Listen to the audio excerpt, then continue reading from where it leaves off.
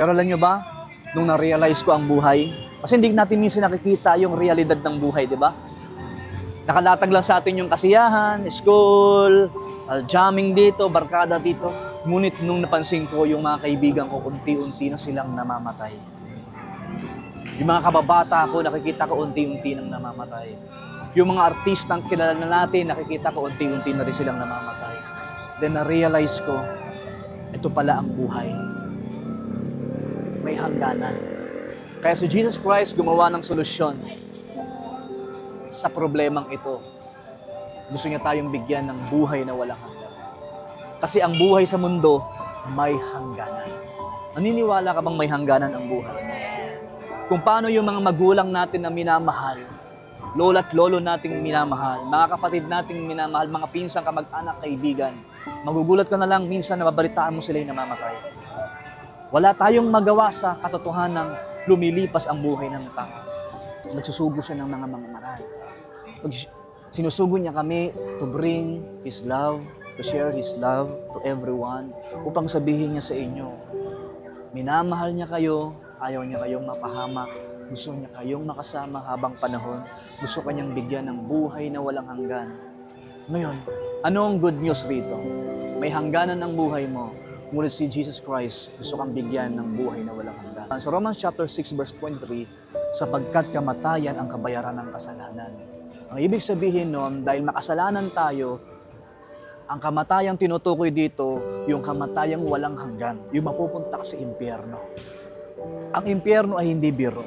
Si Jesus Christ na-reject ng mga tao, yung mga napupunta doon. Ngunit, papalad ka, may chance ka pa para maligtas. Bakit? Buhay ka pa. May chance ka pa para makapagsisi sa iyong mga kasalanan kasi humihinga ka pa. May chance ka pa, katulad ko na dating rakista, nagkaroon pa ng pagkakataon, magbagong buhay. Nagkaroon pa ng chance na makapagsisi sa aking mga kasalanan. Nagkaroon pa ng chance para patawarin yung mga taong nagkasala sa akin. May chance ka pa para magdesisyon na lumapit sa nagmamahal talaga sa iyo. Walang iba kundi si Jesus Christ. May mga taong nangiiwan sa atin kahit minahal mo. Pero si Jesus Christ, pag minahal mo, kailanman hindi kanya iiwan. Kaya nga, until now, buhay ka pa. Kasi umaasa siya na mababago ang buhay mo isang araw. Umaasa siya, magmamahal ka din sa kanya pagdating ng panahon. Tulad sa buhay ko, inasahan niya isang araw, isang rakista, magbibigay ng buhay sa kanya. Isang rakista, mababago din ang buhay.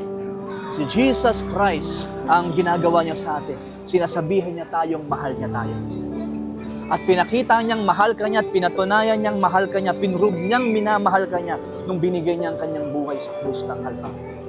Kahit siya'y tinatawanan, kahit siya'y nilalait, binata niya yung hirap na manghampas sa kanya sa likod. Kahit siya ay nahirapan na ipako sa krus, pati sa kanyang paa, karoon ng tinig, tiniis niya ang lahat ng iyon upang patunayan sa iyo, sa akin, sa lahat ng mga tao, minamahal niya tayo, iniibig niya tayo, ayaw kanyang mapahamak. Si Jesus Christ, sa lahat ng tao, sa lahat ng lahi, ginawa niya yon. Makasama nilang tayo habang panahon, habang buhay. Nasaan si Jesus Christ ngayon? Nasa heaven. Ano ang pinaka-place natin? Ano yung pinaka-teritoryo natin? Langit. Gusto kanyang makasama doon.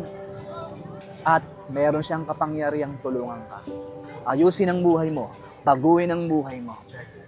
For God so loved the world. Love the world.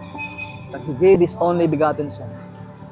Those who believes in Him will not perish, but have everlasting life. Ibig sabihin, kung sino mang sasampalataya sa Kanya, hindi mapapahamak, kundi magkakaroon ng buhay na walang hanggan.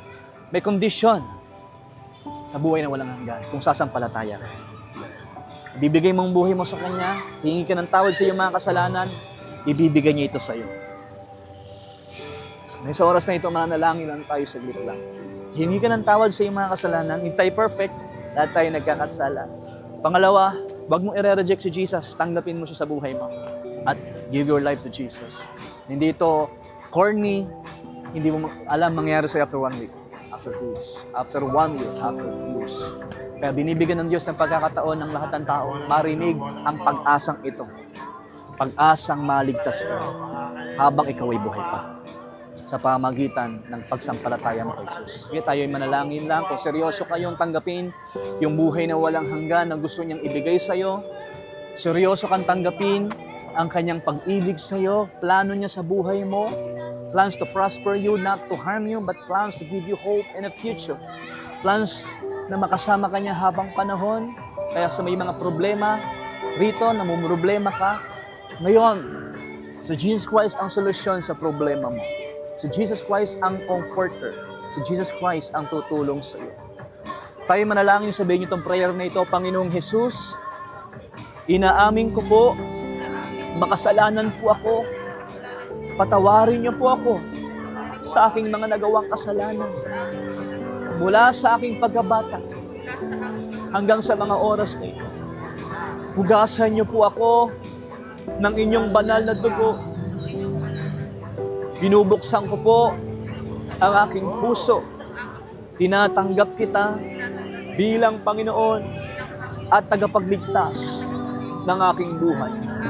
Isulat niyo po ang aking pangalan sa aklat ng buhay diyan sa kalangitan. Salamat po. Amen. Salamat sa inyong pakikinig ng Word of God.